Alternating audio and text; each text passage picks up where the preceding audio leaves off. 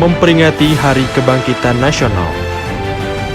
4 politeknik yang berada di Semarang yang tergabung dalam Millennial Cadet Podcast mempersembahkan Maritim Kuat Menguatkan Indonesia. Dari Semarang untuk Indonesia, dari Indonesia untuk dunia.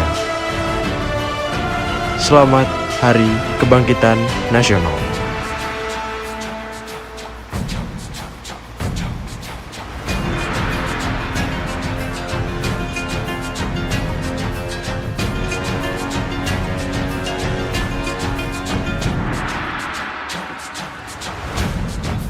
Assalamualaikum warahmatullahi wabarakatuh. Waalaikumsalam warahmatullahi wabarakatuh. Selamat pagi Sobat Milenial. Tentunya pemuda maritim Indonesia sukses. Di suasana lebaran ini ada baiknya kami dari Millennial Cadet Podcast mengucapkan minal aidin wal faizin, mohon maaf lahir dan batin. Dimanapun Anda berada, semoga dalam keadaan sehat walafiat, tentunya tetap mematuhi protokol kesehatan ya teman-teman. Kembali lagi bersama kami di Millennial Cadet Podcast dengan tema Kebangkitan Bangsa Kampus Bela Negara. Sebelum ke tema pembahasan, ada baiknya kami Millennial Cadet Podcast memperkenalkan diri terlebih dahulu teman-teman. Saya atas nama Muhammad Andreanjas Pasaribu dari mahasiswa Sivitas Akademika Politeknik Maritim Negeri Indonesia. Nah, di sini saya tidak hanya sendiri teman-teman, ada Sivitas Pelayaran Akademika Semarang yang lain, termasuk ada Apelni, ada dari PIP, ada AMNI, tentunya Politeknik Maritim Negeri Indonesia.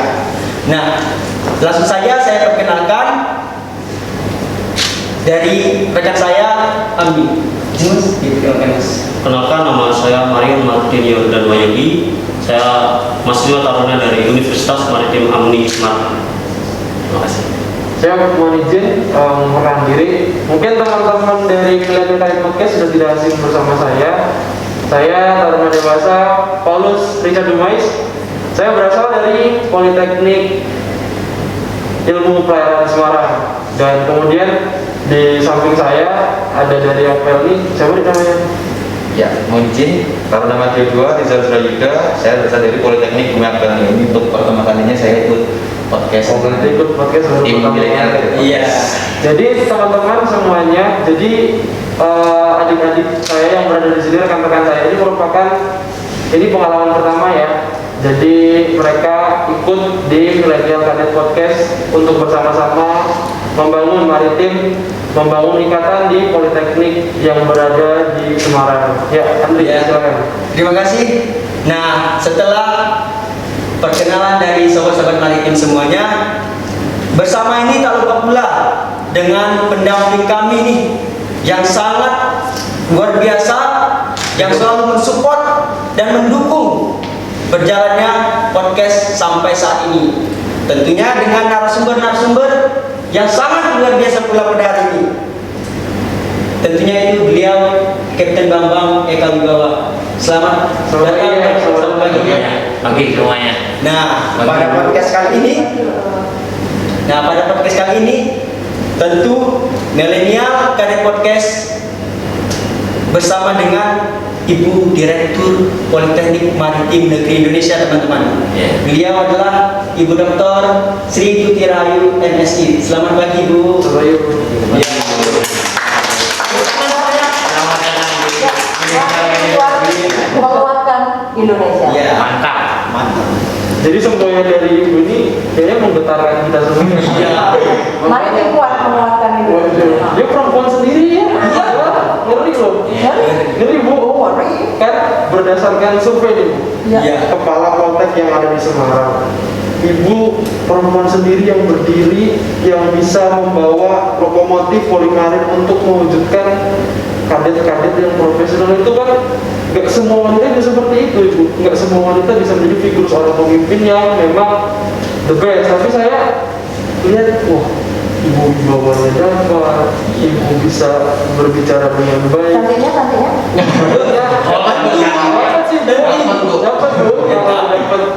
Dapat di hati kita semua. Ya. Sebagai Kartini Indonesia ya Bu ya. Ini tandanya bahwa Ibu Kartini itu sukses membawa bahwa memang wanita itu tidak berbeda jauh dengan pria. Iya. Jadi emansipasinya. Harus sekali.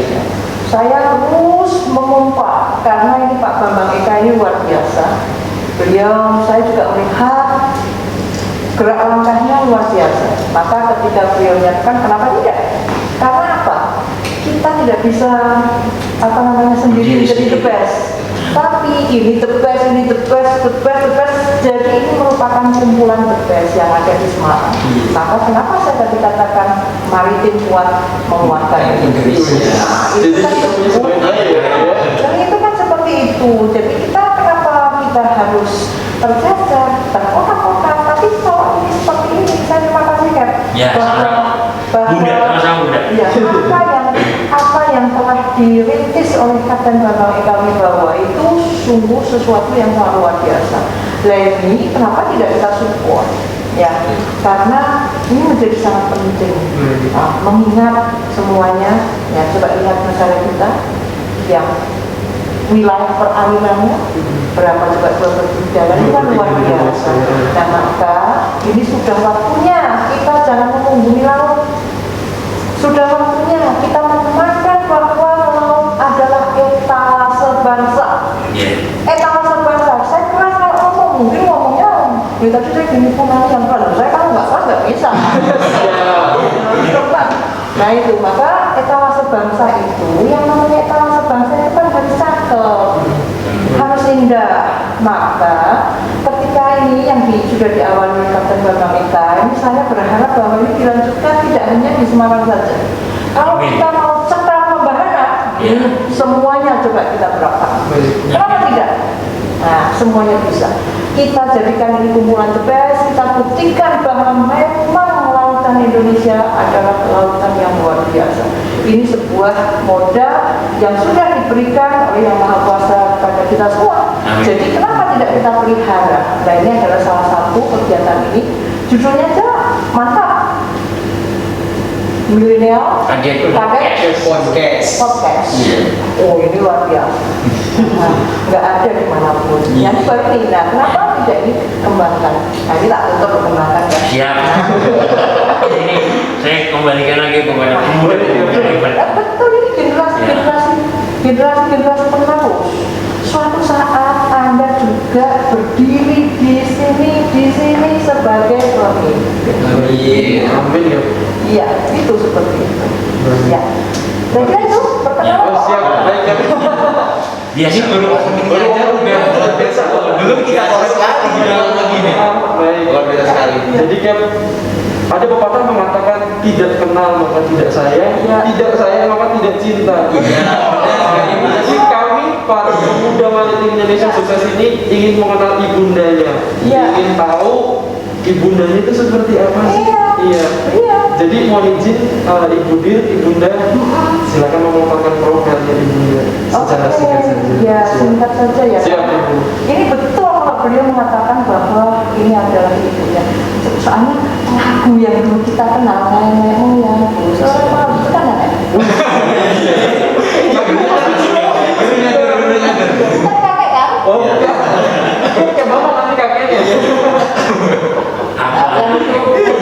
Usia saya masih 16 tahun. Oh, 16 tahun. Saya penting apa? Ya, tapi sempat protes sama dia. Bu ini 30. Ngapain saya dikasih waktu 30 menit? Biasanya aku pakai hari. Iya, betul. Seperti itu. Iya, baik. Iya, saya mengenalkan. Nama saya dari orang tua itu diberi nama Sri Tuti Rahayu. Tapi saya biasa dipanggil dengan Tuti.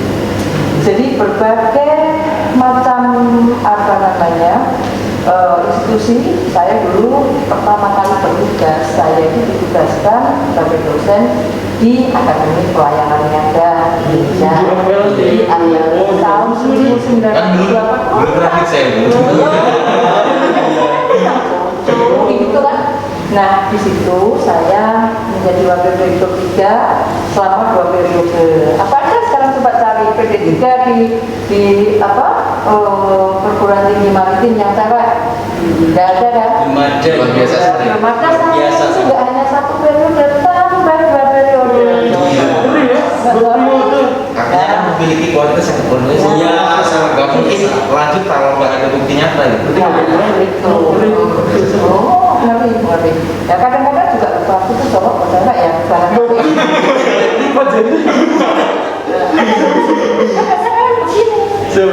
itu cewek kadang-kadang casingnya aja ya. Tapi powernya powernya perwira. Power harus full. Nah, ya. Nah, jadi kemudian namanya kan Sri Rahayu dipanggil Putri. Tapi saya mempunyai banyak nama ternyata.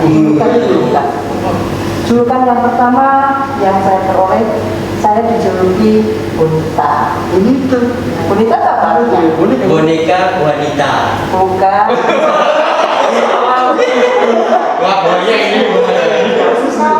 Bonita di bahasa Portugis apa namanya? Tahu? Apa bahasa artinya bonita?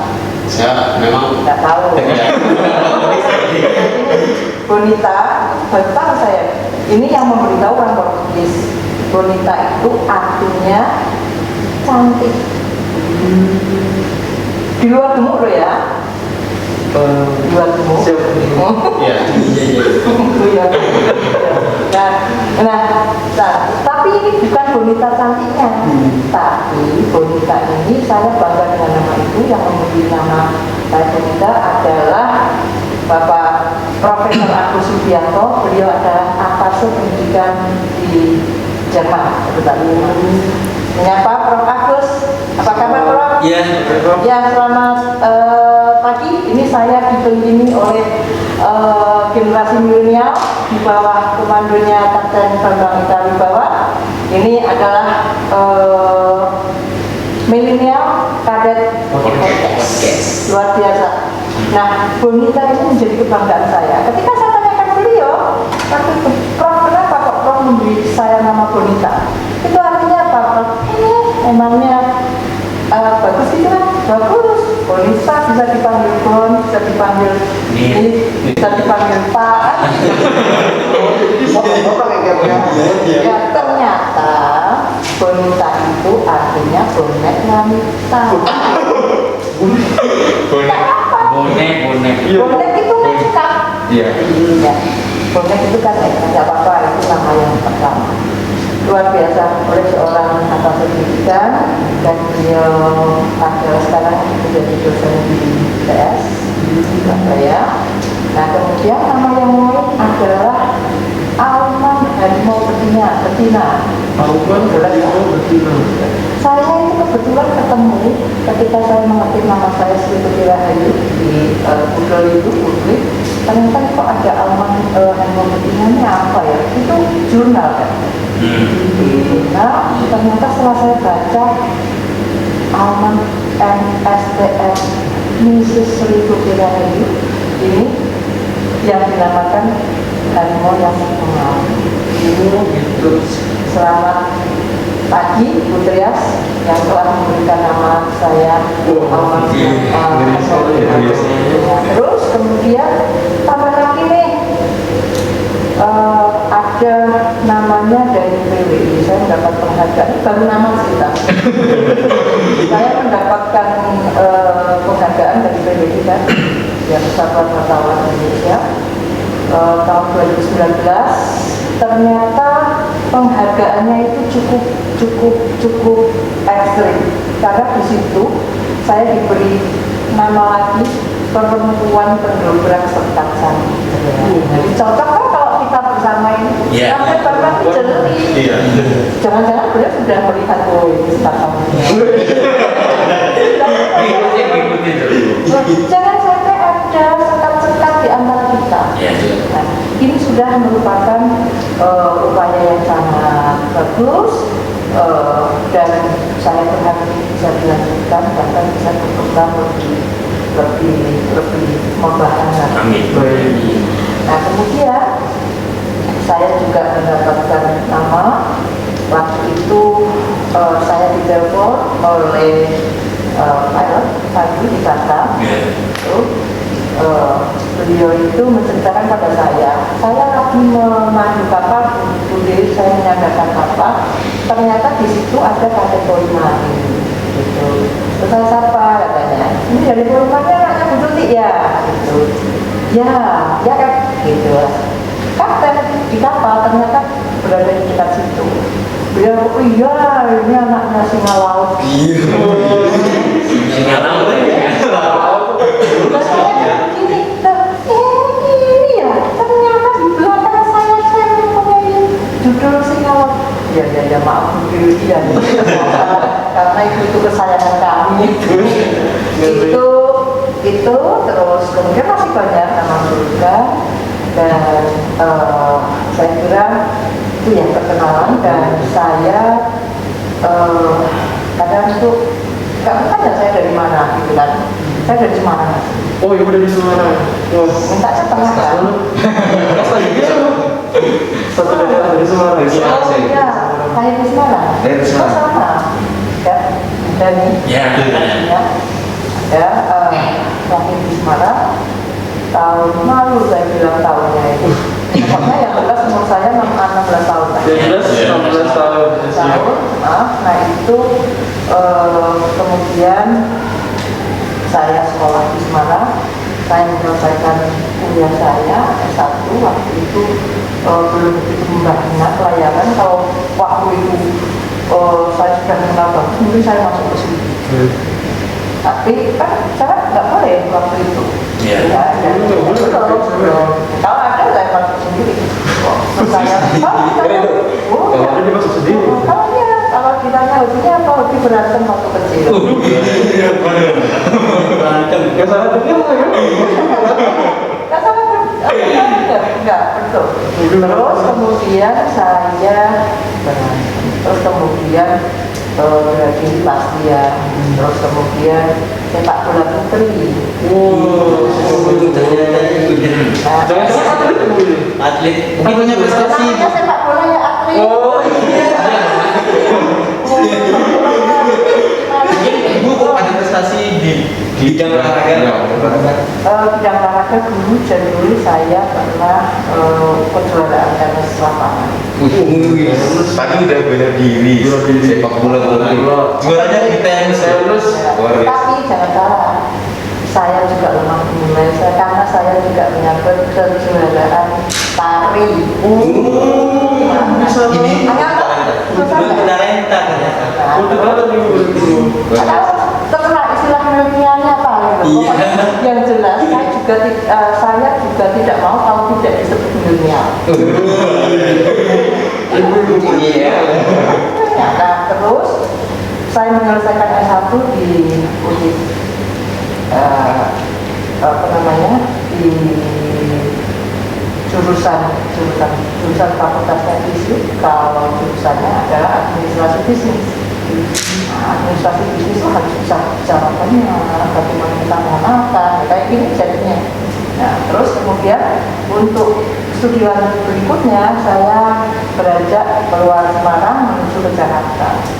Saya S2 alumni dari Universitas Indonesia. Jadi warnanya warna putih kalau kita dunia. Warna kuning ya jadi. Iya, terus kemudian waktu itu ada pembimbing kamu lanjut kuliah S3, tapi saya sudah jenuh karena padat dan sebagainya. Akhirnya saya menyelesaikan S3 saya di Universitas Islam Yogyakarta, Universitas Islam Indonesia di Yogyakarta.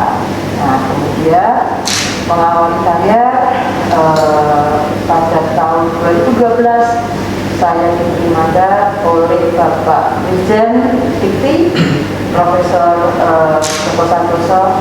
Selamat pagi, Prof.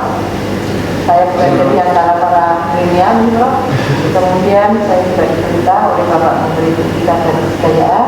Dia adalah Profesor Muhammad Nuh, yang sekarang beliau berada di IPS untuk mendirikan Polimarin. Jadi saya tahun 2012 Pak Panarita juga bekerja berjuang saat itu untuk pendirian Polimarin tahun 2012, dan bukan barang yang gampang untuk mendirikan Polimarin, dan diberi waktu hanya 2 bulan untuk bisa berdiri perguruan tinggi negeri. PTN kok didirikan 2 bulan, kira-kira bagaimana?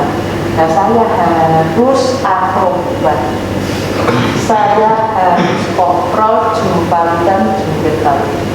Nah, namun demikian semua kelelahan itu terobati ketika tahun 2012 persis Polimarin berdiri. Jadi ketika kita sudah mempresentasikan di Hanpan dan sebagainya, kemudian saya diberikan kedaulatannya mandat untuk menjadi direktur Polimarin yang pertama.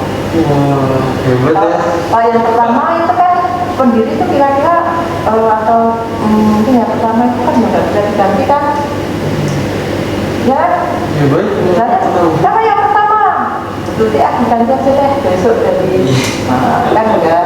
Itu adalah sebuah motivasi bagi saya bahwa saya harus mengembangkan Polimarin dan juga perguruan tinggi khususnya maritim yang ada di Indonesia. Kemudian pada saat berdiri ini ada satu yang namanya RPL.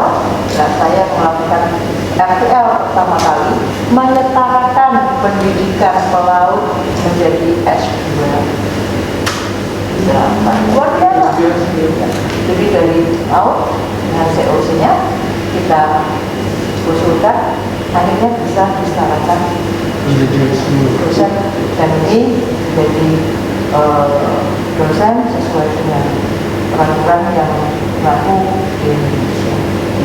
Terus kemudian karya yang lainnya saya kadang-kadang lupa, tapi apapun pokoknya ketika sudah berdiri tahun 2012, kemudian kita mempunyai kerjasama dengan Jerman.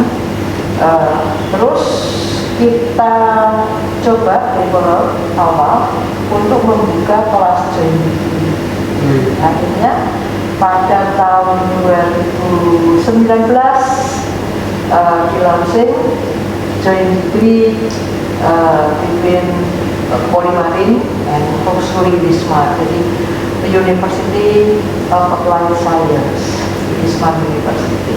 Nah, ini yang kita harapkan nanti menjadi bridging.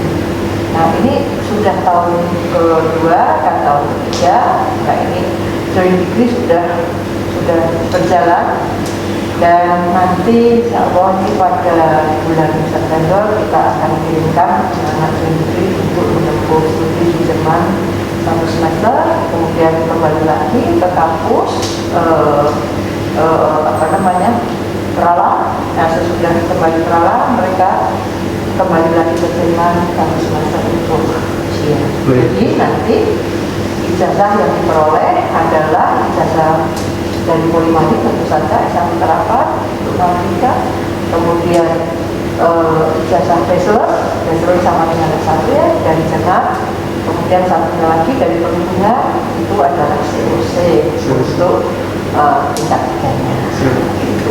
Ini yang menjadi katakanlah uniqueness dari Polimarin. Baik Ibu. Ya. Jadi saya sangka sedikit ya Ibu ya. Ya. Tadi kan Monijin sudah dijelaskan profil mengenai Ibu Nurti. Ada nama-nama luar biasa nih. Nama ngeri. Dan Banyak kali namanya. oh iya.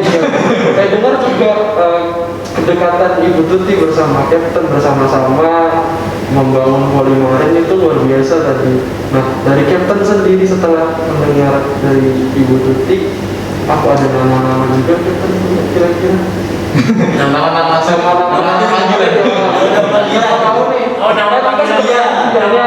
Oh. Kita kenal ayahnya lagi. Jangan-jangan Baik. nanti malah pergi lagi. Medit Bunda. Panggilan pertama itu Bunda.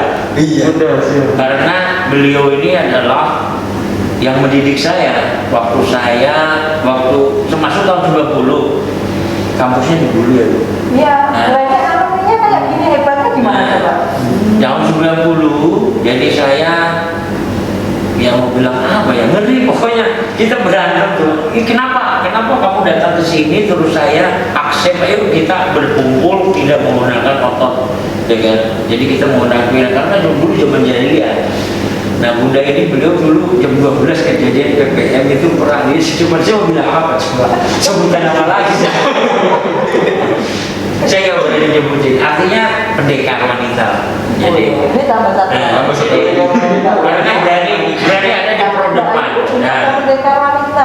jadi berani ada di pro depan melarai waktu itu ada masalah dengan pemuda setempat, karena kami namanya juga Taruna kan, PPM pasti ada masalah, biasalah masalahnya masalah anak muda. Tapi Bunda ini jam 12 malam di depan menyelesaikan masalah. Jadi itu yang teringat terus, bahwa keberanian dengan akal sehat dan positif itu tidak mengurangi rasa takut.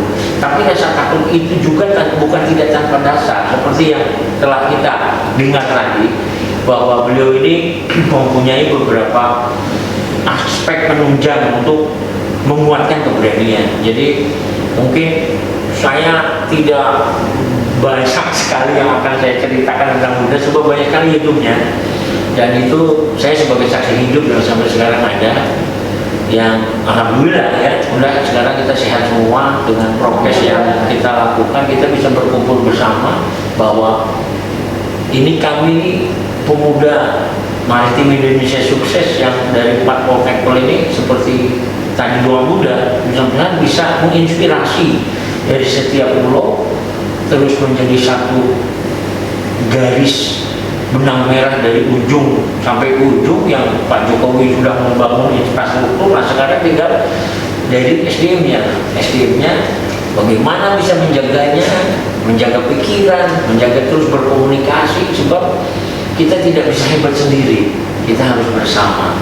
Kira-kira kalau kedekatan saya dekat banget, jadi kapan saja saya bisa telepon Bu Dokter ini, dan saya juga ngambil S3 terinspirasi oleh beliau ini. Jadi saya disupport, saya masih, ini juga bagian bagaimana saya bisa menyemangati saya sendiri, karena kegiatan saya sehari-hari kan tidak lepas dari kelas dan kelas gitu. Tapi ternyata di kelas itu adalah dunia yang berputar, artinya saya bisa berselancar dengan murid-murid saya.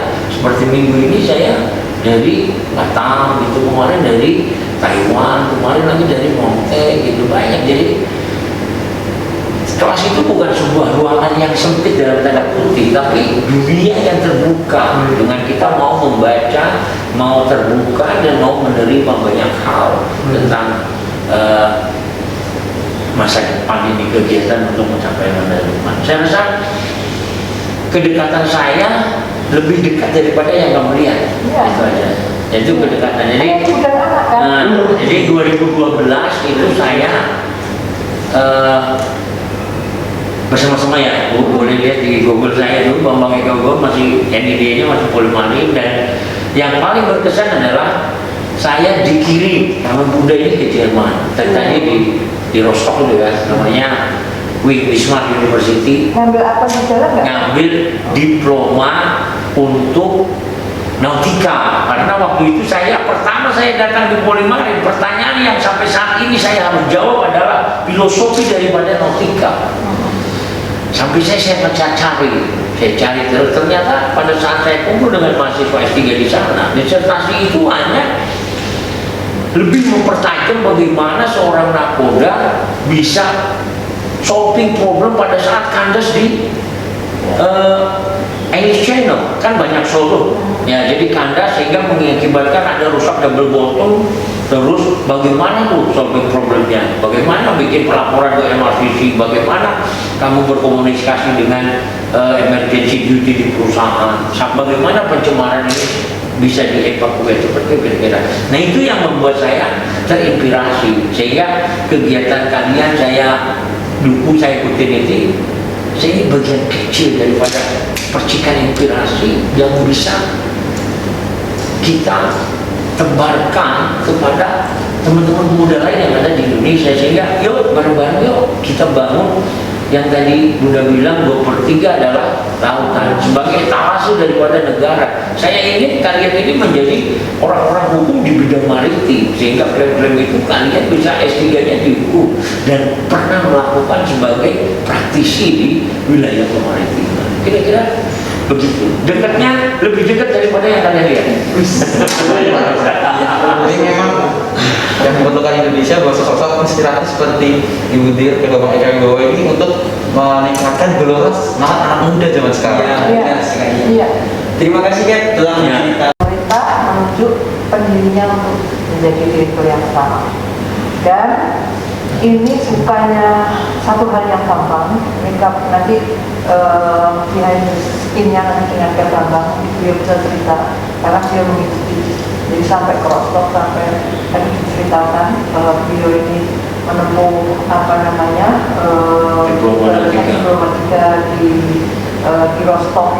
Nah sebenarnya kita bisa saja itu menjadi bisa menjadi kalau misalnya kita MPO-an, jadi itu jadi dokter. Sudah dokter tapi bidang kan keren itu kan keren, itu keren sekali. Dan kemudian dia tadi mengatakan bahwa SDM-nya dipolitari, ya nggak apa-apa SDM-nya, tapi kan boleh membangun dimanapun. Yang jelas yang dibangun itu ada di wilayah NKRI. Benar sekali. Itu kan kita mengatakan bagus, dan saya malah mensupport beliau untuk ini. Apa kami pendekatannya jadi kalau misalnya ibaratnya orang itu orang bahasa Jawanya ngomong nama saya ngomong aja nggak apa-apa, ya bisa anak orang yang paling cupit dikit yang itu. Kalau dia mau itu udah saya oke, ya udah ayo gitu. Nah, sehingga beliau sudah luar biasa sekali dan saya bangga karena apa yang saya sampaikan, yang saya ajarkan pada saat itu tahun 90-an ternyata jadi seperti ini. Nah, generasi milenial ini saya kira, makanya saya tadi bicara kapan ada juga menjadi Jadi yang baik lagi, dan lebih baik lagi, kalau lebih baik lagi itu akan lebih, karena ini adalah akan menjadi akan menjadi sesuatu yang bergulir, bermanfaat, ada kemanfaatan untuk masyarakat, kan begitu ya. Karena sekarang kalau kita lihat negara kita ini potensi di laut. Kenapa tidak? Ayo kita bareng-bareng majukan laut itu sangat kaya sekali. Ya, sangat kaya. Dan kita masih sangat kurang untuk laut berkualitas. Dalam tanda kutip berkualitas. Kalau berkualitas pasti seperti beliau. Coba beliau mau melepaskan bekerja di atas kapal dengan gaji yang luar biasa hanya untuk mengembangkan pendidikan. Ini adalah sebuah gambling yang dilakukan oleh Bambang. Nah demikian saya justru bangga di sini karena pahalanya ini berlipat dan pahalanya ini akan mengalir terus. Memangnya hanya saat ini tidak. Misalnya ini para generasi milenial dilatih oleh beliau ini, dilatih ini secara tidak langsung. Ini adalah entrepreneurship. Bagaimana untuk mengembangkan, bagaimana mindset entrepreneur itu harus dijaga. Pada saat Anda berlayar, kira-kira ownernya itu berada di atas kapal itu tidak? Tidak kan? Nah, kalau misalnya Anda tidak mempunyai jiwa entrepreneur, kapal ini akan kandas. Karena Anda punya jiwa entrepreneur itu tidak berjual, ya memang menjual menjual negara. Menjual negara itu bukan kita menjual negara, tidak, tapi kita mempromosikan promote our country, ya toh, itu ada. Nah, ini artinya jiwa wirausaha. Nah, kalau ada sesuatu, ada berusaha dengan baik itu entrepreneur mindset. Apa saja. Nah, kemudian ini nggak bilang justru dari maritim ini adalah kader bela